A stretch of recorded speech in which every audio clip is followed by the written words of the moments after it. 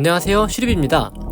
오늘은 코비9 엘리트 프로트로 헤일로 컬러의 디자인 그리고 시착 리뷰를 준비했습니다. 9월 19일에 발매했는데요. 발매 당일 나이키 스니커즈 앱에서 선착순 발매로 몇 분 만에 품절되기는 했지만 풋라커 매장에서 워크인을 통해 쉽게 구매하신 분들도 많이 계셨습니다. 발매가는 249,000원으로 여전히 비싼 농구화인데요. 그럼 코비9 엘리트 프로트로 헤일로는 그만한 가치가 있는 신발인지 함께 알아보도록 하겠습니다. 먼저 박스는 기존 코비 시리즈에서 볼 수 있었던 코비 로고와 함께 뱀피가 형상화되어 있는 검정색 박스입니다. 헤일로 컬러와 어울리는 흰색 박스였으면 어땠을까 하는 생각이 드네요. 이 부분은 약간 아쉽습니다. 헤일로는 사전적 의미로 발광체 주위로 나타내는 동그란 빛의 띠란 뜻인데요. 천사들의 머리 위에 있는 링을 의미하기도 합니다. 이는 2020년 불의의 사고로 세상을 떠난 코비 브라이언트에 대한 추모의 의미가 담겨 있어 조금 심심해 보일 수 있는 컬러이지만 나름대로의 의미가 있는 컬러링입니다. 트리플 화이트 컬러에 검정색 카본 지지대와 빛에 따라 반사되는 프리즘 형태로 된 수우시가 포인트인데요.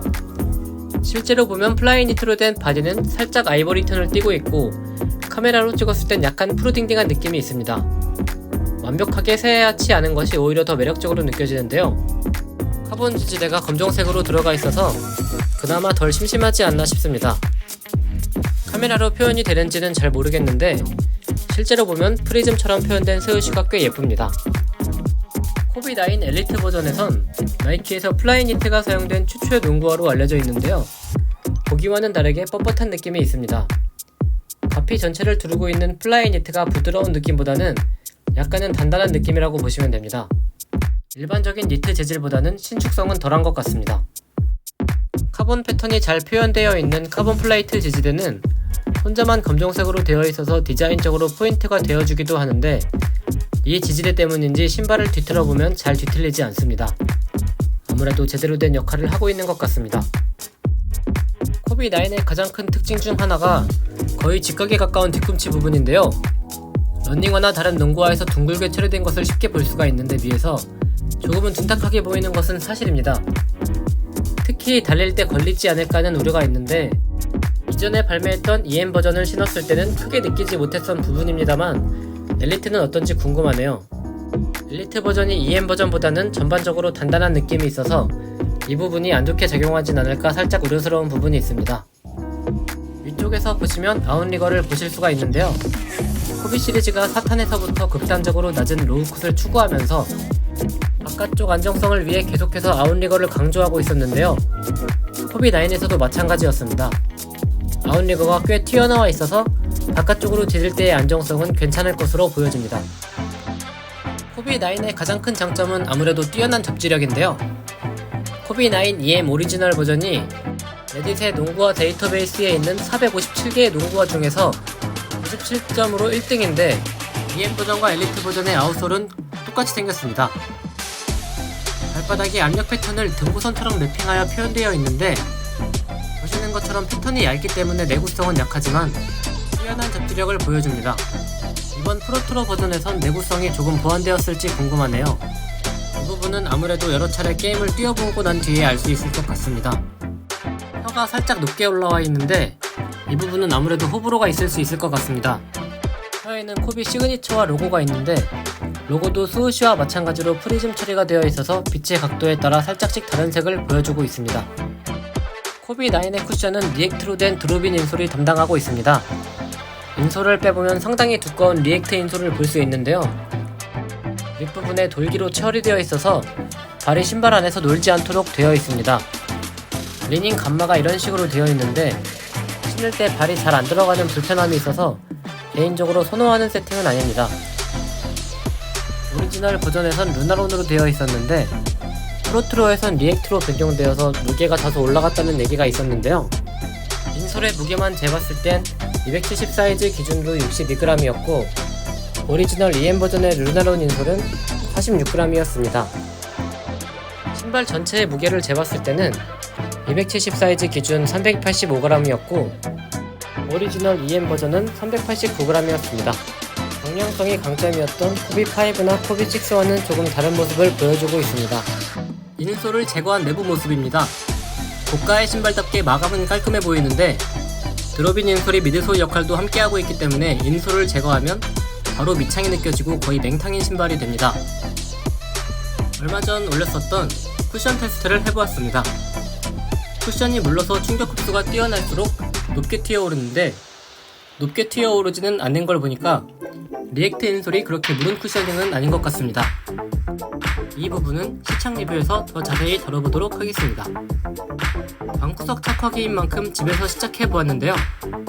먼저 느껴지는 것은 발목 쪽 패딩이 두꺼워서 발목을 잡아주는 느낌을 느낄 수 있었습니다. 여기서 오는 안정감이 느낌이 상당히 좋았는데요. 높이도 코비 4, 5, 6처럼 극단적인 로우 컷이 아니라 세미 미드 컷 정도의 높이여서 그런지 안정감은 꽤 느껴지는 편이었습니다. 웨어 테스터 리뷰에서는 발볼이 약간 좁게 나왔다고 얘기를 들었었는데 그렇게까지 좁게 느껴지진 않고 극악의 발볼러가 아닌 이상 정 사이즈를 추천드립니다.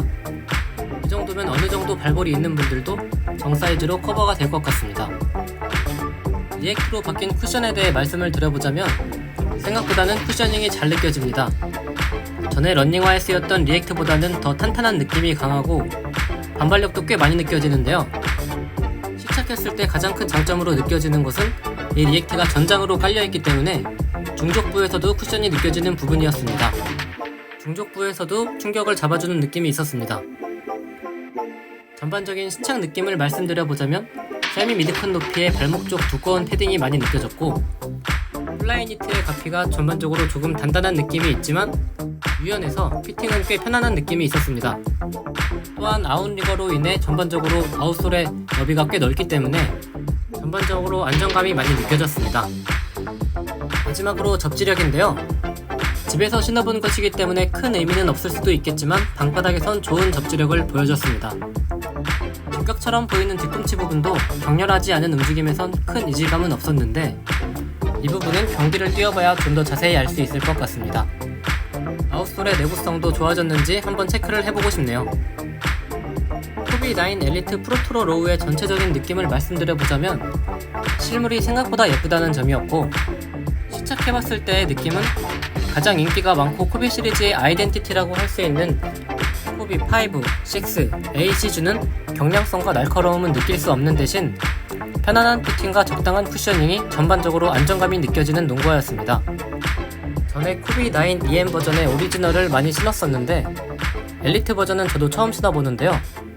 가피와 미드솔 전체적으로 조금 더 탄탄한 느낌이 강했습니다. 기존에 출시됐었던 코비 프로트로 시리즈들과는 다르게 구매하기가 조금 더 수월했던 느낌인데요. 코비 시리즈도 이제 마음 편히 매장에서 구할 수 있는 날이 이제 머지않은 것 같습니다. 최근 공개된 코비 5 에그플란트 만바의 해 모델도 쉽게 구할 수 있으면 참 좋을 것 같은데요. 코비 5도 가장 인기가 많은 코비 6 못지않게 좋은 농구화이기 때문에 한 번쯤은 꼭 경험해볼 만한 농구화라고 생각합니다. 오늘은 코비 9 엘리트 프로트로의 디자인 그리고 시착 리뷰를 준비했었는데 어떻게 보셨나요? 충분히 신고 플레이 해본 후에 기회가 된다면 퍼포먼스 리뷰도 준비해볼 생각입니다. 그럼 다음에도 재미있는 신발 이야기로 찾아뵙도록 하겠습니다. 오늘도 시간 내서 시청해주셔서 감사드리며 오늘의 컨텐츠를 마치도록 하겠습니다. 감사합니다.